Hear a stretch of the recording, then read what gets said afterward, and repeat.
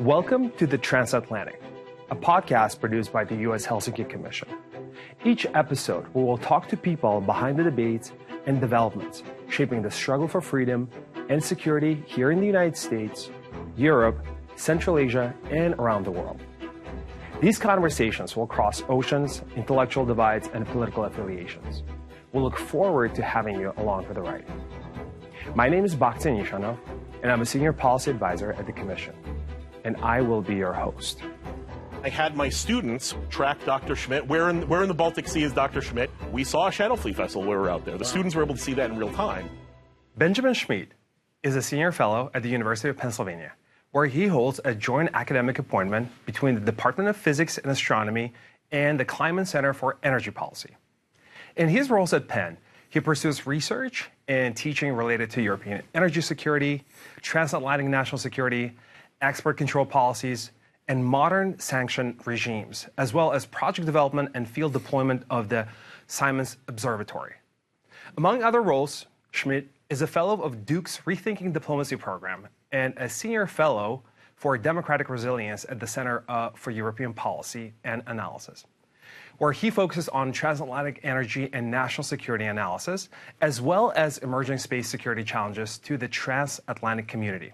Previously, he served as European Energy Security Advisor at the U.S. Department of State, where he advanced diplomatic engagement vital to the energy and national security interests of the transatlantic community, with a focus on supporting the resilience of NATO's eastern flank and Ukraine in the face of Russian malign energy activities. And this is so recent that this is not part of this, but he was recently appointed as director of University of Pennsylvania's Perry World-House Graduate Program. So welcome to the podcast, Ben. Thank you so much for being with us. Thanks, Bakhti. Great to be here. Absolutely. This is a great pleasure. One of the things we try to do in this podcast is to find the people who might not be known to the general audience just yet, but who are doing very deep, very fundamental research that is important for our national security, for global security.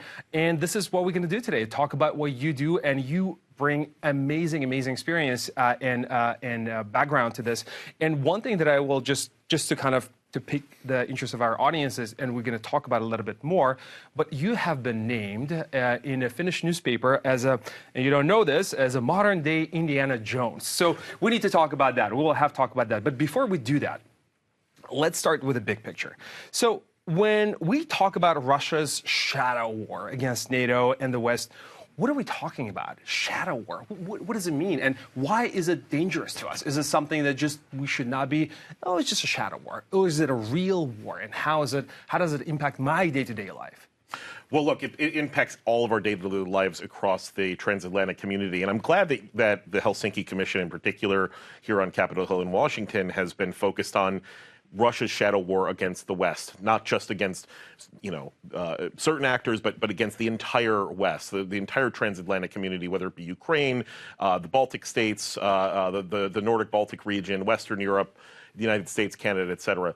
And the reason I think it's really important that you're calling it a shadow war rather than what's usually said in the academic and some policy communities as a hybrid war or gray zone tactics and these sort of euphemisms, I think that what we're seeing, certainly when we're talking about physical sabotage of critical energy and telecommunications and transportation infrastructure, in addition to a number of other sort of malign activities that the Russians have been conducting in recent months and years, that this is war. This is not, there is no doubt in my mind that this is war by any other name. And as soon as our policymakers, and this is again why I applaud the Helsinki Commission for coming right out and calling it for what it is, rather than hiding behind hybrid warfare and things like this, because hybrid warfare, the general public doesn't necessarily know what responses are needed. And as a result, policymakers oftentimes can hide behind that and say, oh, we don't want to be as escalatory or things like this and have a little more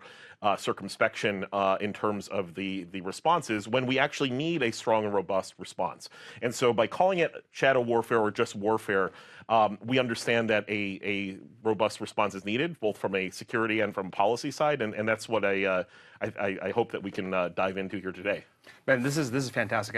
One of the friends of the commission, Gary Kasparov, he, I think, publicly has been highly critical of that term hybrid war, because I think you are 100% right. I think that gives sort of like complacency, the sense of like, it's not a real war. It's just something hybrid going on.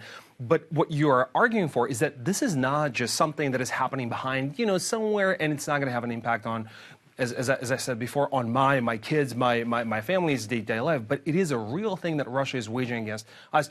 In your estimation, you've been following this, you've been doing this, you are the pioneering person behind this.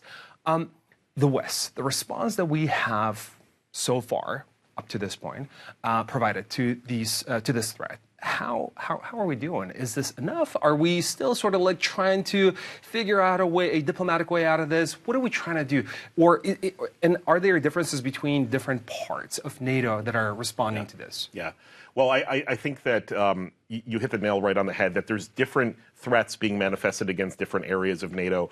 But one of the things that we've seen as a through line since the weeks and a few months before Russia's full-scale invasion of Ukraine in 2022, all the way through to now, is that Russia has really wanted to project this level of hard power threat towards NATO, towards the transatlantic community, outside of its large-scale invasion of Ukraine. And what I mean by that is I think that the first shot in Russia's full-scale invasion of Ukraine was not on land or at sea, but actually in space. The November 15th, 2021 direct descent anti-satellite weapons test that the Russian military launched against a defunct Soviet signals intelligence, telecommunications signals intelligence satellite that was blown into thousands of trackable pieces that not only endangered other satellites, other commercial entities that are operating in low Earth orbit, but also the International Space Station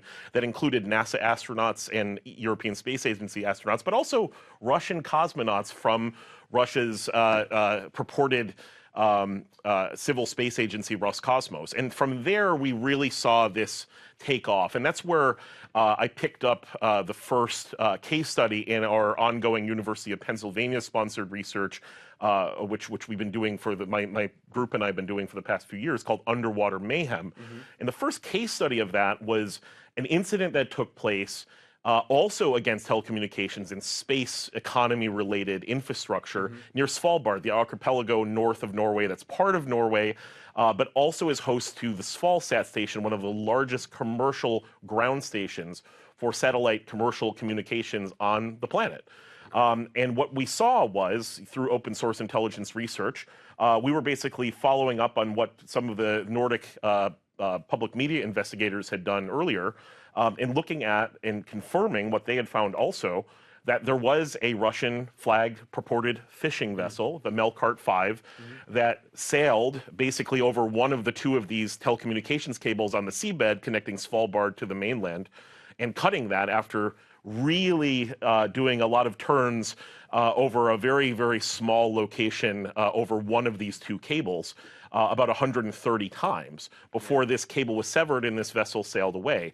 And what we saw 6 weeks later was that Ukraine actually would use commercial satellite infrastructure, whether it be geospatial imagers from companies like Planet and Maxar, or telecommunications from Starlink, to help their own defense and their own security. And so when we interviewed military officials, traditional military officials, people like General Ben Hodges, former U.S. Army Europe general, he pointed out, and it was consistent with our research, that these were actually shaping operations, that the sabotage doesn't stand alone. It is to intimidate, it is to push back on confidence across Western communities, but it also is, in that case, setting up the battlefield, so to speak, not only inside of Ukraine, but outside of Ukraine, to weaken the West's own resolve to support Ukraine. One thing that I would like to emphasize that you said is Russia was doing operations in space that would have jeopardized their own people. And I think the complete disregard for human life that Russia displays, whether at home or abroad, we should not be surprised. I think a lot of policymakers are still, well, they're just they're a rational actor, and therefore we can talk to them and can be rational with them. And I think what you pointed out is this complete disregard. They will blow up anything, including their own people, if it achieves what they want to achieve. But let me ask you this question. So why do you think critical infrastructure has become such a central target for this war that Russia is waging against the West? Why do you think they picked specifically this? I mean, is there some sort of plausible deniability? Do they even care about it? Or is this, like you said, just to cause a complete mayhem and just to show it's a display of power and strength? Well, I think it's a mixture of both. I think you have a situation in which Russia has, we saw after the full-scale invasion of Ukraine, a lot of Russia's military and civil intelligence agents being basically sent back to Russia. Sent these folks that were announced from was purportedly working for embassies, actually were in the Russian intelligence services. They were sent back to the Russian Federation, and that created especially a gap that I've seen a lot of public commentators talk about in their own operational capabilities in the opening weeks of the full-scale invasion. And so what we saw built up since February of 2022 is Russia's military intelligence, the GRU, doing what I like to call the, do you know AC/DC, the Putin's the band or the band, yes, the band, yeah. So Putin's dirty deeds done dirt cheap strategy, which is to say, going on a platform like Telegram and hiring non-Russian nationals, whether they be Ukrainians or Belarusians or Poles, et cetera, to go and basically be paid a little amount of money to do a little amount of sabotage. And, you've mentioned that I think that, folks in the general public might say this doesn't really touch us all the time and therefore we're not really thinking about it. But I've had situations where I've even been ironically out researching this, where it's even touched me, right? So I was at, in January of 2024, a conference in Bonn, Germany, talking about Nord Stream, talking about critical infrastructure protection issues like this. And I had to leave at the end of the day on Friday, the last day of this conference, to go from Bonn to the Frankfurter Flughafen, the Frankfurt airport, and fly back to the U.S. And I looked on the Deutsche Bahn app that day to take my high-speed rail line from Siegburg, Bonn, back to Frankfurt, and all in red, every single one of those lines were canceled. And they were canceled because it said vandalismus or vandalism on the app, but as we found out, it was sabotage against the rail line power cables that were cut. And so, ironically, I had to stand up at this conference about protecting critical infrastructure to say I had to leave early to take a slower, different route back to Frankfurt because of a critical infrastructure attack. So this absolutely is absolutely dangerous and is something that is impacting day-to-day life in Europe significantly. It has been. Incredible. I mean, the irony of it, I mean, you could not have scripted this better, right? Well, better or worse. Let me put it this way. Yeah. We should not be. Yeah. Russia, I think what you said is incredibly true. They are not a huge, massive economy. They don't have the unlimited resources. I mean, ultimately, again, we're talking about a country, the GDP the size of Texas. We're talking about, maybe not what is the latest technological advance Russia has offered to the world in the last, 30 years. Probably no one can think of anything. Yet they are determined to cause mayhem. They also want to do it very cheaply, as you pointed out. Yeah. So it seemed like for decades, one of the things that they would want to do is just cause this whatever war that they were waging. I think at a time maybe it would have been appropriate to call it hybrid, is through social media. It was mostly stuff that was happening online. Now they have taken it offline, like you pointed out. Now it is actual real infrastructure into the real world, tangible things that are happening, like you pointed out in your example. What do you think that shift? What is their goal? What are they wanting to do with all of this?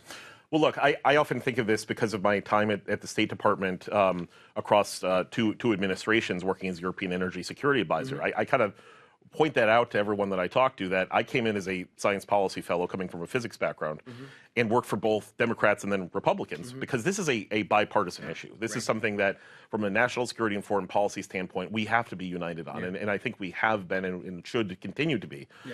we've seen, even in the European energy security world, the actions that Russia's taken have moved from kind of that hybrid space up to just war. I mean, if we're being completely honest, whereas we saw 10 to 15 years ago, Russia using monopolistic tactics to dominate energy infrastructure like Nord Stream, or to use Gazprom in a monopolistic way, we were focusing our efforts to help Europe support its own policies on diversification away from Russian overdependence on natural gas and other Russian energy resources.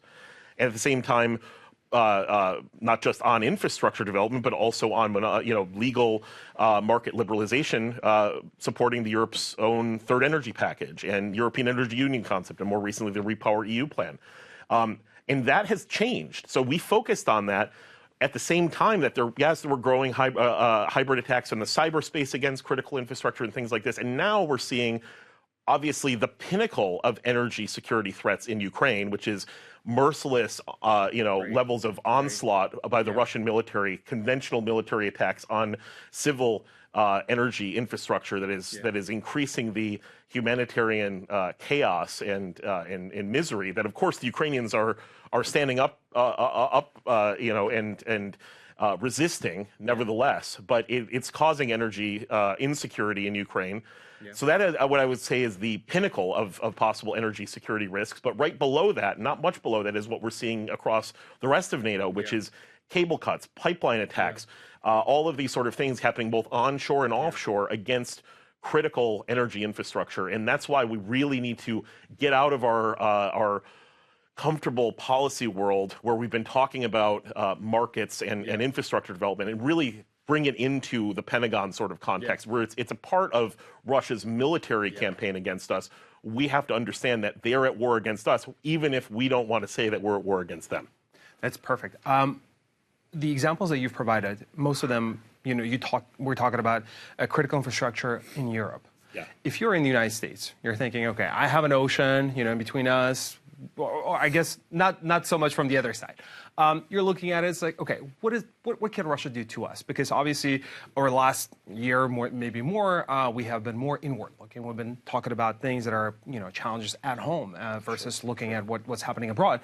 But you, as somebody who knows this really, really well, are you seeing signs that Russia may be extending beyond Europe, and they may be coming for something that, I live in Virginia, something's going to happen in Virginia, that they might be planning something that may have an impact on, even if you don't care about what's happening in Europe, which I would argue is not a right way to approach this. But even if you did not, you just care about what's happening at home. Do you think Russia is coming for what is happening here? Well, look, they used to say here on Capitol Hill that politics ends at the water's edge, right? In terms of our bipartisan foreign policy should be just that around the world. Well, Putin's hybrid warfare or Putin's shadow war, or as I said, just warfare in this critical infrastructure domain, that does not stop at our water's edge going the other way, going on to shore here. They can do all of the tactics. They have been practicing all of those tactics in real world scenarios in Europe, whether it be offshore in the Baltic Sea, in the Barents Sea, whether it be onshore in places like Poland or Lithuania, and they can use those to project chaos here at home, at the American homeland as well. I'm not here to say on camera or on this podcast that I'm aware of a specific threat to the homeland right now, but we do know there have been incidents that the Russians have been trying to push towards the United States, including this report of basically packages that would have been filled with explosives sent onto cargo planes and then blown up on the way to the United States. That would have caused irreparable harm to our air traffic and our security posture in general. And thank goodness our European partners and allies, likely with help from the U.S. intelligence and law enforcement services, were able to thwart those. But that just means all the more reason that we need to have more counterintelligence here against Russian shadow warfare here in the United States. And then we need to be on the front lines as well. We need our own folks over helping and working, standing shoulder to shoulder with our European partners and allies to help protect their infrastructure. because all of the lessons that we learn and all of the attacks that we thwart in the European theater, it's less likely that those can make it to U.S. shores.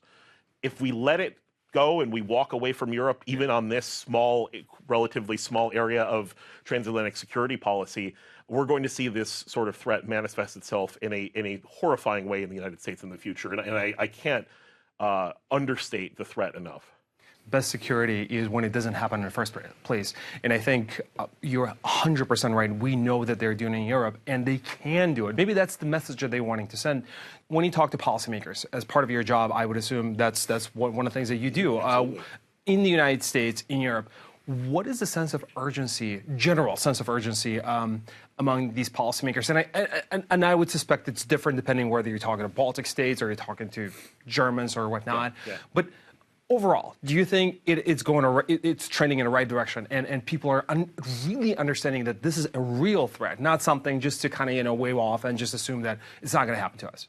Well, look, I think that one of the things that we try to do in our academic research is use open source intelligence research, meaning research that takes folks on the ground. I've done a lot of field research across Europe, also in the Taiwan Strait, and I'll go back to Taiwan soon to continue that research.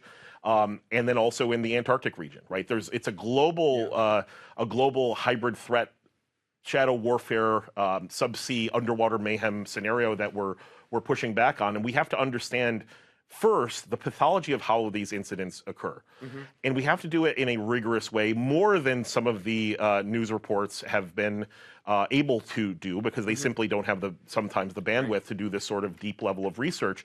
It can't be a he said, she said, scoop-based or source-based research only. That's a critical component. And I think our media has to be a part of this, but I think we also have to use all of the especially when we're talking about offshore incidents, all of that critical open source intelligence data, geospatial satellite imagery, optical and multi-wavelength satellite imagery, synthetic aperture radar, to look for dark vessels if they have their AIS off, and then put all of that back together with the input of industrial engineers, maritime engineers, and the commercial actors that are a part of this, and better understand where do these threats come from. And until we do and recognize that, we won't really understand the policies that we need to respond or the technologies that we need to respond. And I'll give you an example. There's been cable cuts in the Baltic Sea over the past few years we're looking at for Underwater Mayhem Volume 2. So that includes the Baltic Connector pipeline and cables, telecommunication cables that were adjacent to it between Finland and Estonia that was cut and blown up in 2023. You, of course, have the Sea Lion 1 and the BCS cables that connected respectively Finland and Germany and Lithuania and the Swedish island of Gotland. Those were cut in November of last year, and then just about 1 year ago next week on Christmas Day 2024, we saw a vessel cut the S-Link 2 electricity cable between Finland and Estonia, and also telecommunications cables in the Gulf of Finland. And so one of the things that I keep pointing out is that this notion that these are all accidents, there are cable cuts that are accidents, no doubt, but you have to pause and understand the analysis and actually talk to the first responders out in the field. The security services, the Coast Guards, the navies, those folks that are actually on the front lines and responding to this, and not simply talk to a couple of sources here in Washington, D.C. and say, oh, we think they're accidents. Okay, fair enough, we're going to move on. And what we've found is, indeed, a lot of these are definitely intentional, no doubt about it. One of the things that I think some policymakers have been hiding behind is conflating the issue of the threat of Russia's shadow fleet, which of course we know is a threat, and it's set up to circumvent sanctions on Russia's oil and the price cap, and now sanctions on Russia's oil exports. Those vessels are indeed in poor repair, in being helmed by inadequate crews, but to then go one step further and say, well, because of those shadow fleet vessels, we also have all of these cable cuts, and they must be accidents because of what I just said about disrepair and the poor crews and the poor captaining and seamanship and things like this. That Venn diagram does barely overlaps, because what I'm trying to say here, Bakhti, is that only one of those incidents that I mentioned even had anything to do with a shadow fleet vessel. The rest were PRC flagged, or in this case, Hong Kong flagged vessels that were not Shadow Fleet vessels, not bringing Russian oil or anything else. They were container ships or bulk carriers carrying things like grain, things like this, operating in the Baltic Sea, which connections to Russian ownership, possibly with Russian crews on board. And to dismiss them all as saying that they're all Shadow Fleet vessels, well, only one, the Eagle S, on that Christmas Day attack last year, that was the only one that included a Shadow Fleet vessel. So policymakers, please, the details really matter here. And I can't emphasize that enough. It really is important for both policymaking that responds to the adequate threat, but also for adequately informing the public about what the threats are. Really, really, really informative. Let me ask you this. Just I think you're best known for specifically for your research on the subsea infrastructure. For people who might not be aware, I mean, how important it is for global economy? What are we talking about? These cables, what do they mean for, again, global economy? I hate to sort of bring it back to, to the average person here in the United States. But again, we're trying to understand, right? It's like, why is this important, a cable going between Finland and Lithuania? What it means in terms of global economy and the contribution, real world impact of these things to that? From an economic standpoint, the U.S.-European trade relationship is in the trillions of dollars range. The U.S.-Russian relationship is in the couple of billions of dollars range. So for any sort of false narrative that says, we have these tremendous economic opportunities to be had with the Russian Federation, we really don't. Not from a strategic level, not from a corporate level, not from a large-scale level. Whether or not those manifest themselves in things like we saw with Germany, the Wandel durch Handel, which was this supposed change through trade, where they attempted to trade with the Russian Federation to get it to be more like us, more market liberalized and open democratic systems.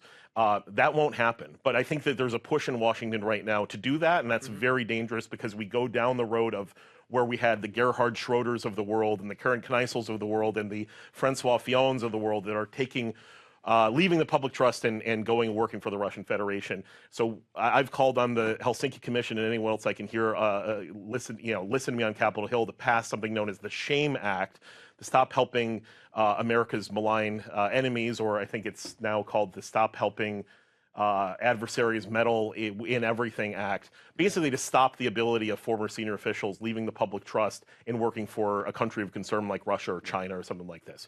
So that's on one hand. But on the infrastructure, just to understand, so those are the relative economic levels. First of all, some folks I talk to when I'm lecturing on this say, okay, well, we have satellites. You can cut the cables, whatever. We'll just use Starlink or anything like this. Starlink's great. I just use it on a flight on United Airlines now has it. It's unbelievable. You can stream, stream movies and everything and emails, everything you want on your phone from the plane. But 99% of the global trunk line data traffic is carried by subsea cables, okay, or carried by physical infrastructure on the ground, not in space. So you can't simply say, okay, we'll cut off all of the cables to a certain area of the world and then have satellites step in. They can help, but it's a very small Band-Aid on a very large problem. And so as soon as you have those sort of outages in other countries where the United States economic prosperity lies in our trading partners, that is absolutely detrimental to the U.S. bottom line in terms of corporate and individual trade with our partners and allies in Europe. And so if you only want to, and I don't, I look at it as a security standpoint, but if you only want to look at it in terms of the dollars and cents of it, it's so much cheaper to have redundancy of cables, have cable repair vessels set up for this sort of stuff, and have our militaries fully integrated into the commercial public-private partnership element of protection of this offshore infrastructure. So much more important to do that, and so much cheaper than to have to go, basically patching up things around the world as much as, as fast as you can. Incredible. You were talking about field work. Yes. Can you describe a little bit what exactly it entails and maybe give some, I don't want to say fun because probably this is not fun, but something that was really eye-opening, something that changed your mind about this threat in particular. You were out there, you saw something, you were still kind of, on the fence about it. You probably were not because, you know what's up. But it truly kind of, the message that this is critical, that this is important, something that occurred in your field work. An example of that would be, I would appreciate that. Sure. I'm going to give you 3 locations around the world in 3 different domains. Number one, in 2020, so I worked from 2015 to 2019 after doing my PhD in experimental physics at Penn. I worked at the State Department for 4 years, and then I left to work on my postdoc at the Harvard-Smithsonian Center for Astrophysics, where we were building a telescope at the South Pole Station in Antarctica. And I was actually so looking forward to the Nord Stream sanctions. I had been pushing back on Nord Stream in all of my time in government. The Nord Stream sanctions in December of 2019 had finally stopped Nord Stream, at least for a while. And I said, okay, I'm out of the geopolitics game. I'm going to go down to Antarctica and have this astronomy research experience for supporting astronomy infrastructure and instrumentation development. Did that, went to the Amundsen Scott South Pole Station, once-in-a-lifetime opportunity, was down in Antarctica for about a month or so. Once I got off of the ice, because there's not no internet, but it's very low, low levels of internet when you're down there. I wasn't really looking at geopolitics, but I had in my inbox from folks, including here on Capitol Hill, hey, Ben, I know you're out of government, but guess what? The Russians have been shooting seismic in the Antarctic Treaty System waters across the continent from where you were standing, looking for oil and gas, which of course is against the Antarctic Treaty System. Wow. And so I said at that point, I can't believe it. I can go as far as I possibly can on Earth. You can go to space and it's further, but like arguably the most remote location is the South Pole at the ice cap in Antarctica. And so I saw that and I said, okay, I'm going to put that in the back of my mind. And now I've been integrating that into my underwater mayhem research, because the Russians, over the past 5 years, I've been taking open source data, which we'll publish soon, showing how they have been shooting seismic in this Antarctic Treaty System waters, but also in the past 2 or 3 years, inserting some of the same vessels that we're seeing at or near some of the cable cut sites in the Baltic Sea, or like the case of the Yantar, which is a known Russian espionage vessel that they used in the Antarctic Treaty System in, I believe, 2019 to 2020. These are concerns, and again, it's showing a global integration of these offshore concerns. So that's kind of the going to the ends of the earth style on this. But what I want to point out though is it comes much closer to home when it comes to the Nordic Baltic region. I went to the Warsaw Security Forum, and to make sure that I could do some field research and also engage my students on the way, I didn't fly to Warsaw. I flew to Stockholm and took the train to Nynäshamn, Sweden, and took a 20-hour ferry from Nynäshamn to Gdansk, as one does. Yes. And I had my students, first of all, they were all assigned 15-minute windows where they would track Dr. Schmitt. Where in the Baltic Sea is Dr. Schmitt? You can put the music up from Carmen Sandiego if you want. Right? And every 15 minutes, they'd have to do a maritime sit rep looking at open source data of where I was and what other vessels around me on this vessel were, and looking for things like Shadow Fleet vessels. And indeed, we saw a Shadow Fleet vessel when we were out there. The students were able to see that in real time. When I was passing we also passed the site of the Sea Lion 1 cable cut that I mentioned earlier from last year. So we were able to see kind of where that was in the Baltic Sea. And then the sun rose the next day, and we were passing the Petro-Baltic platform, okay? This was a platform just a few days earlier in September of this year, had been buzzed by multiple Russian fighter jets in a simulated attack profile. And I kind of wanted to see the platform and see, what does it look like if this, because you're right near Kaliningrad as you're getting closer to Gdansk. This is obviously a Polish installation in Polish waters. And what did I see? Well, there was a larger ship on the horizon. We got closer and closer and closer. It brought a tear to my eye, because I'd been working on energy security for a decade at that point in Europe. And it was the U.S. Arleigh Burke-class destroyer. And to see that there, to respond to this physical threat against an energy security, an energy infrastructure installation in the Baltic Sea, I thought that was, if nothing else, so I have a picture of this, and I think if nothing else, that shows where we're at in terms of energy security being a military security threat as well right now, and what you have to do to respond. That's incredible. Now, this is the most important one. I think this is a segue. This was a nice segue.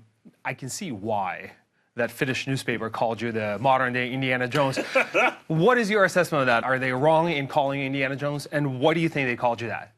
Oh, I don't know. Yeah, it's well, I don't know. I'm Because here. that's the most fun one, right? I mean, Look. I mean, here I'm in Washington talking to the Washington men, as they always right, said, right. top men in Raiders of the Lost Ark. No, but I think what they were meaning is right. I'm doing a lot of field research around the world. I'm also working on a telescope project in northern Chile right now. We're building it's called the Simons Observatory. We're building a photovoltaic energy security installation as we speak. So I'm overseeing with Professor Mark Devlin the construction and deployment of that right now, and looking at practical design characteristics for hard energy security and physical security protection of energy infrastructure in remote locations. Again, we're operating there at 17,000 feet or 5,190 meters in the Chilean Andes in the Atacama Desert. So it's really exciting to work on projects like that, and then also to be able to go in the field and interview the people and talk to the people that are involved in this, and not just talk to kind of policy experts, but actually talk to deep sea divers, people that that had real opinions on is it viable that this quote pro-Ukrainian sailboat was involved in the Nord Stream blasts? Yeah. Again, we found through open source intelligence data that there were, in terms of the Nord Stream blast in September of 2022, that there were Russian seabed warfare capable vessels at the blast site 2 days before the blast. 3 months before the blast at that same blast site for Nord Stream 1. And then there was a Russian construction fleet that also had reportedly had military vessels in and around it at the Nord Stream 2 blast site 18 months before that for extended periods of time. Not nearby these blast sites, but literally physically above where that took place. And so, again, we need to see more than kind of the scoop and source-based reporting saying, oh, we think that this Ukrainian crew. There's been German investigative media that have showed that some of this pro-Ukraine crew had Russian passports, including one that was currently living in the Russian Federation. And then we had experts that can kind of point out that, well, if you are involved in blowing up a prestige project of Vladimir Putin, it wouldn't really make sense for you to go move from Ukraine to the Russian Federation and be both free and alive. There's a lot more on that front. You can all read it in Underwater Mayhem Volume 1. But again, the idea here is to shine a light on just how difficult these incidents are and to assess, both in terms of getting the data, open source data, whether it be satellite data, and integrating that with engineering assessments, integrating that with project development assessments of these sort of things, and then talking to people that have done subsea demolition work. I actually went out to the Nord Stream 2 blast site 2 years after it took place September of 2024, and got seabed sonar data out on a fishing vessel that I hired. So we got to see, basically look at the extent of the damage that actually had taken place in the seabed southeast of Bornholm. A student of mine asked, "Well, Professor, why did you bother doing that? I'm sure that the authorities all went out and got sonar data." I said, "Yeah, of course they have, but it's not open source data. If we take it, we can release it," and that's exactly what we did.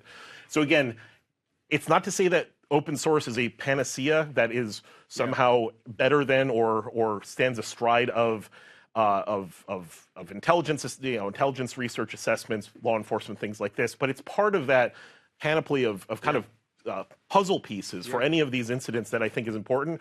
So we're showing through this research, by going out on a limb and taking our objective analysis, right, that will not change. The fact in the Nord Stream case that you had these Russian seabed warfare capable vessels at those blast sites, a number of times before the blast took place, and all of the other elements that we have in our research, and then take that and step out on a limb and say, okay, we're going to try to test our own open source intelligence capabilities by putting up to the rubric of the Office of the Director of National Intelligence, or ODNI, and using their metric for estimative language and saying, okay, with these objective findings that we have, this bucket of findings that will not change, can we try to make a subjective analysis? And so from that, our assessment was that it was around 70% that Russia was involved, 30% that Ukraine was involved, and about 10 or less percent the U.S. was involved. Of course, that was easily dismissed early on.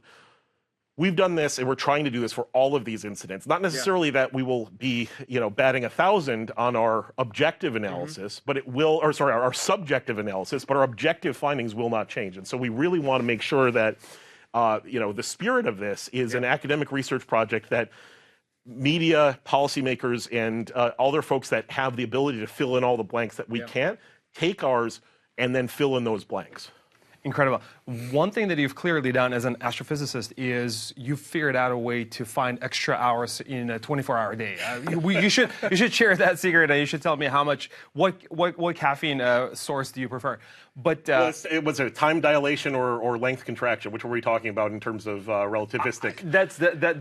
I did take Amtrak down, but it wasn't moving way at above my head. 0.9. But you do need to tell me. Wasn't really moving at 0.9 because C, so. you've been doing incredible work, and you do you wear so many hats, and you do it so well, and you're so informed. And it's not none of these are just a side projects that you do just on the side. You clearly are very passionate, very knowledgeable, and you just you apply the same rigor and to this as you would have done to fundamental science. Clearly. Last question. I promise you this is the last one. I also noticed that you're a Bills fan. That's great. Bills, go Bills. Josh Allen's fantastic. Josh Allen. Honestly, serious last question. Sure. And I do apologize. This is super cliche. What is your record? You have an opportunity to sit down with the decision makers. What is your message? What do you tell them? How do you convey that this is serious? This is existential. What do you tell them?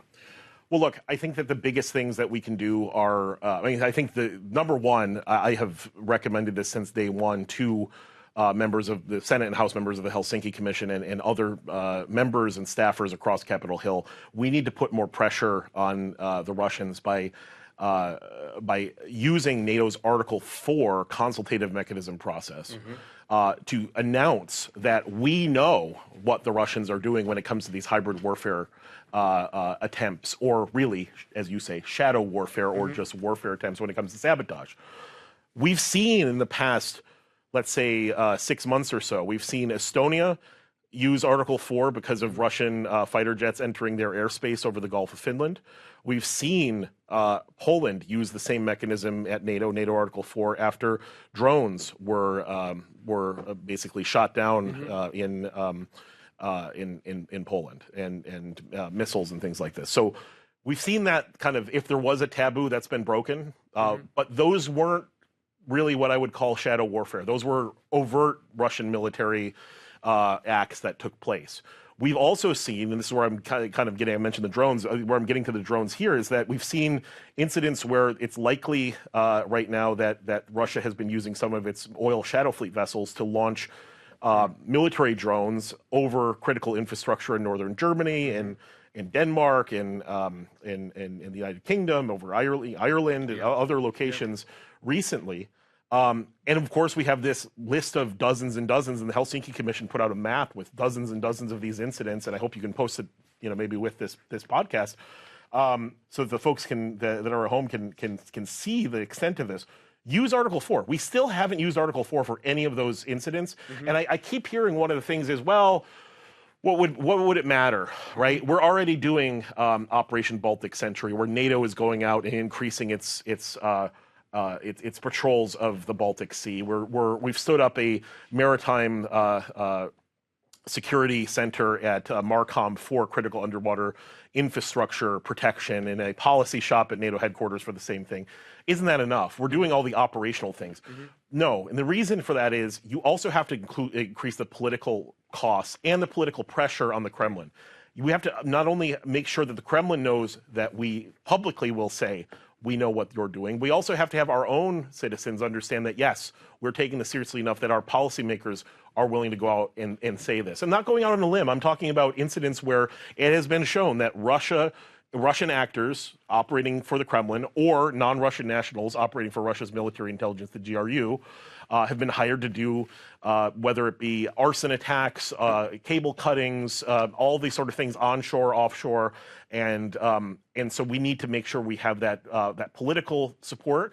And once you have that political threshold passed, what happens then? Then it allows member states to have the reason to allocate more resources and funding to support those operations, to expand them and make our collective security more resilient across the alliance.